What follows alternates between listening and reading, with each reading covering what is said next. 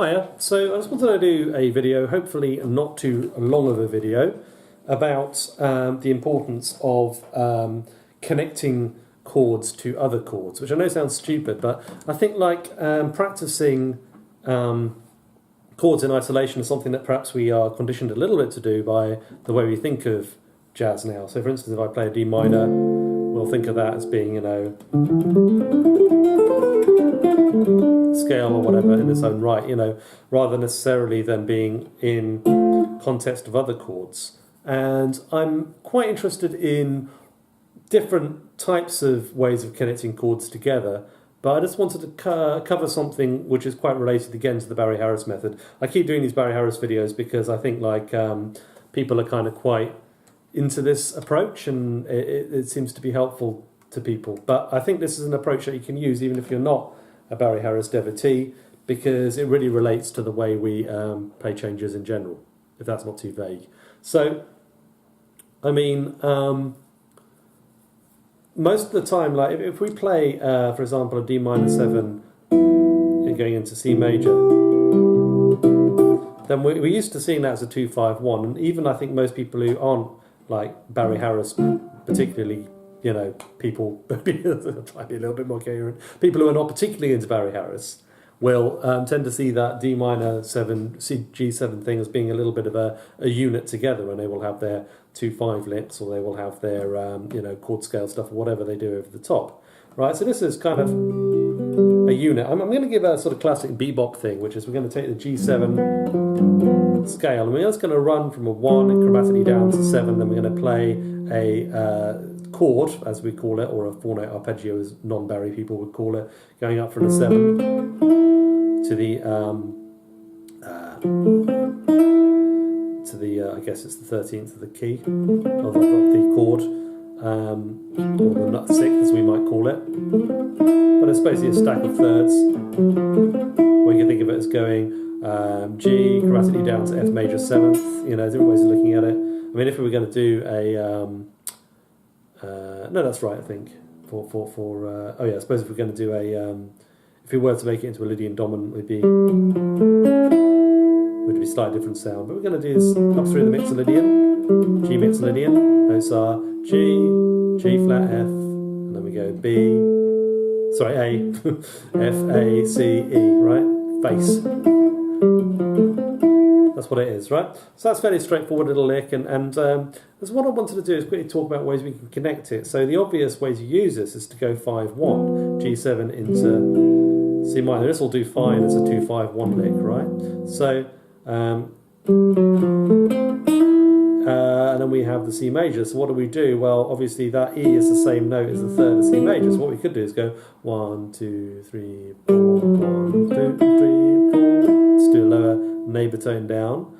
We could go up to another chord tone in C major and come back down to the E. We could, and this is more common, go down to the 9th of that C major chord,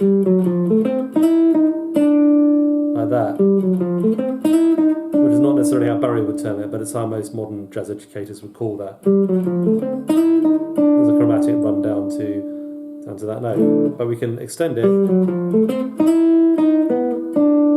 Now, what I'm using there is another chord tone or another note from G7, if you like, to punctuate that chromatic descent to make it rhythmically more interesting.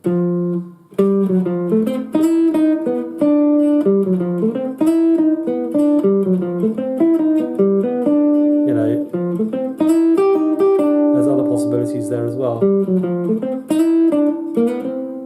which is kind of boring. Go down the scale. So you've got all these possibilities just going that one lick, F7, the one bit language going into C major, right? So now most people know about the tritone sub, so an obvious way to make this more of an altered tonality is to go from G7. We're going to keep the lick the same. Oh no, let's transpose it. So we're going to go D flat 7 going into C major, right? So when you transpose that first lick, well, it's just. So we're going 1, down the flat 7, up a major 7th. So here we go. Now we're on a much more interesting note, what you might call a sharp 9th, or the augmented ninth on G7. But obviously that note is not in C major, so depending on the rhythm,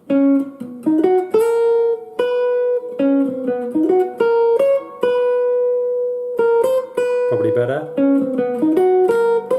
Doing an enclosure there. Okay.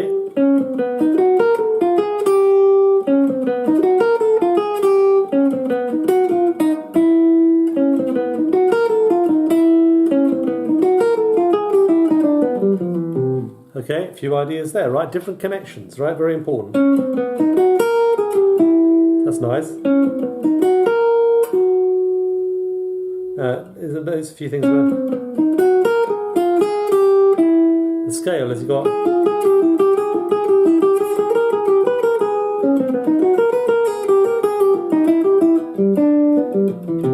so already we're sort of running variations on that very simple line.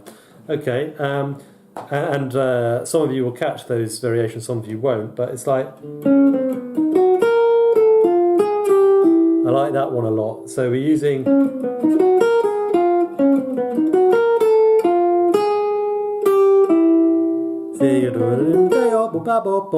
it's got an interesting rhythm as well.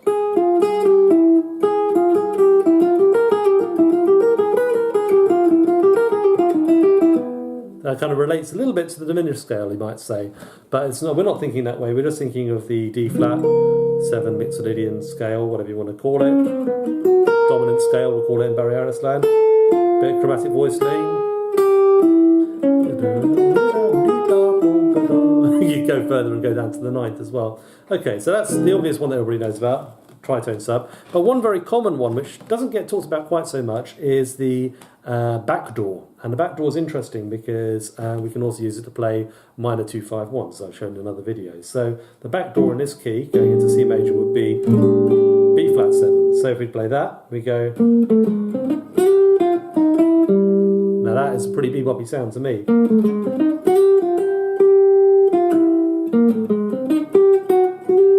Now we locate the position of the C major chord tones relative to this particular arpeggio. That's nice, isn't it?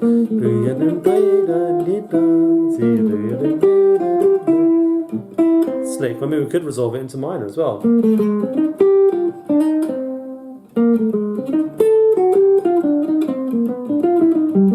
So it's a bit ugly. One other thing we can do, by the way, we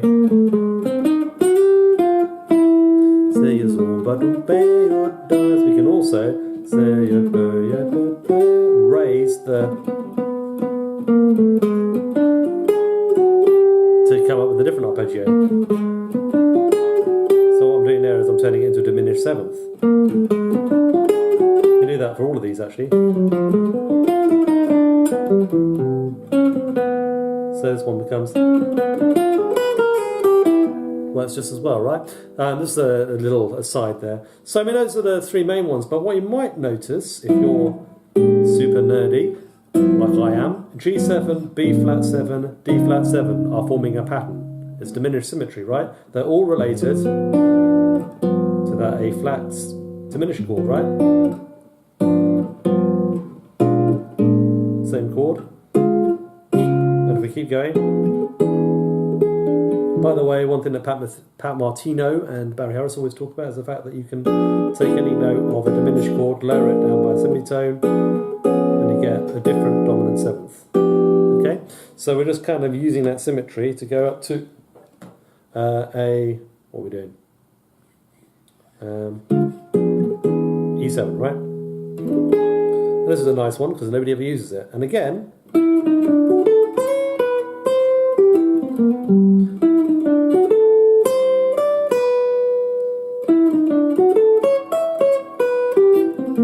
it's a little bit of a tricky resolution.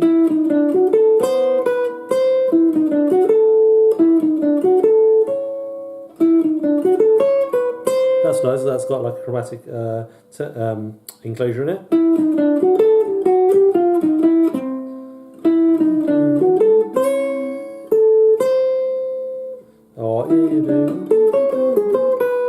Oh, that's nice, it's got that. that's another way of doing it. So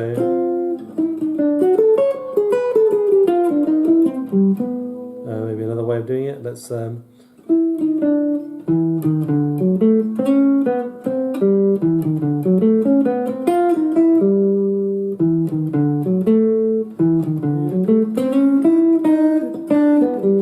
yeah, some ideas there, right?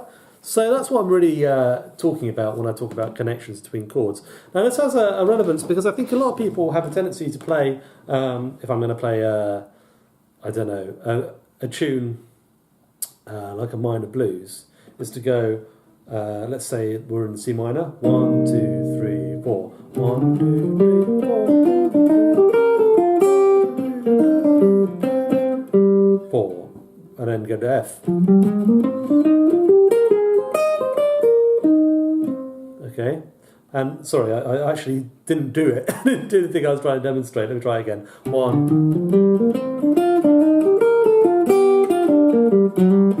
2, 3, 4. 1, 2, 3, 1, 2, 3, 4. 1, 2, 3, 4. 1, 2, 3, 4. 1, 2, 3, 4. 1, 2.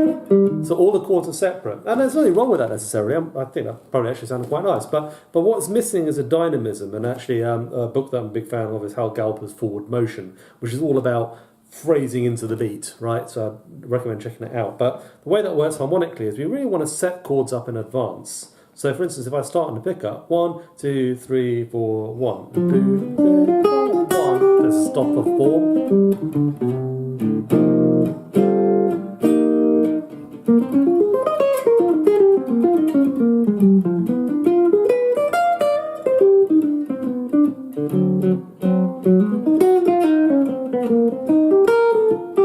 Now you'll notice that I'm kind of connecting the chords up, and this is really important. It can be quite difficult because obviously we're used to practicing 2-5-1s, okay? But maybe we're not used to practicing, I don't know, this stuff.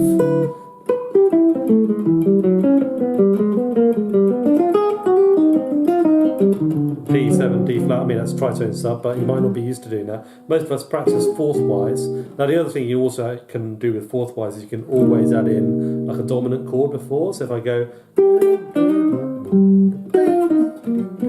so I'm playing C minor.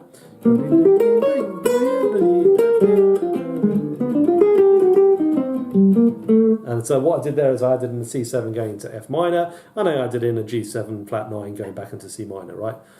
Straightforward stuff, but you know it's important to know that you can do those things, and of course you can do things like, you know, more exotic things like C minor, and then if I go like F minor, going into, sorry, F sharp minor going into F minor by side slip. You know, it works because it connects into the chords, so don't be afraid to be very chromatic there. There are sort of stylistic ways to do it, bebopily, and there's kind of cool ways of doing it in a more modern way. So, you know, anything which is a resolution, you can always add in a 2-5-1, pushing into the next chord. Or you could just play it straight, just by phrasing diatonically, but through the bar line. So, for instance, 1, 2, 3. It's the last bar of C minor, right? 1, 2, 3, 4. 1, 2, 3, 4. Okay. Apart from the fluff, that hopefully gave you an idea of the chords being connected up. Going C minor, F minor, back to C minor. Simple stuff, but make sure you can phrase across the bar as well as just, you know, dividing the chords up into discrete chunks. It's really important. Another great exercise for that is perpetual scale exercise, which is where you just play a scale going all the way up.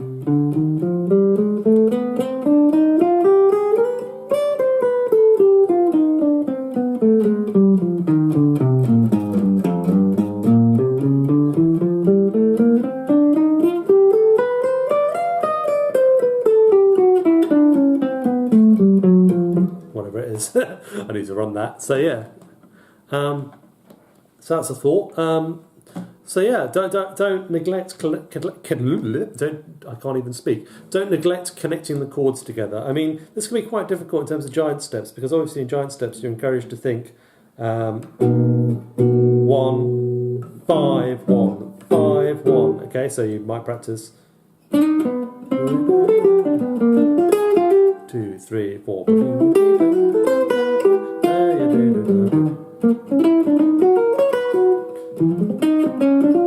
If you always play that way, and what I'm doing is I'm heavily stressing the dominance when I play that way, rather than the tonic chords. That gives a very bebop sound. But you might want to also experiment with maybe leading it the other way. So you go B major going into into D7.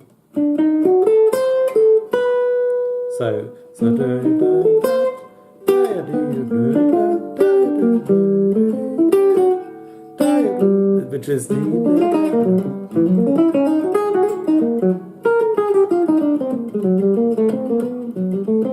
that's quite hard, that one.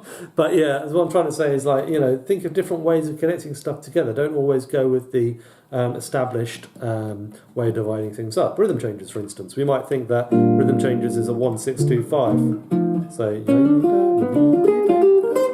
but rhythm changes also, if you step back, push everything back by a bar, it's also 2-5-1. So it's a bunch of so we go.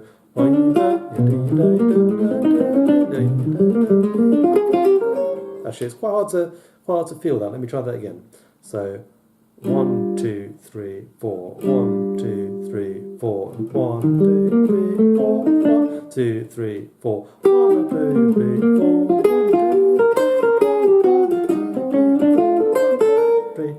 Okay, so what I'm doing there is I'm just, you know, so thinking of it 1, 6, 2, 5, 1, 6, or 3, 6, 2, 5, thinking of it 1, comma, 2, 5, 3, 6, maybe 2, 5, and then, you know, just to divide it up in a different way.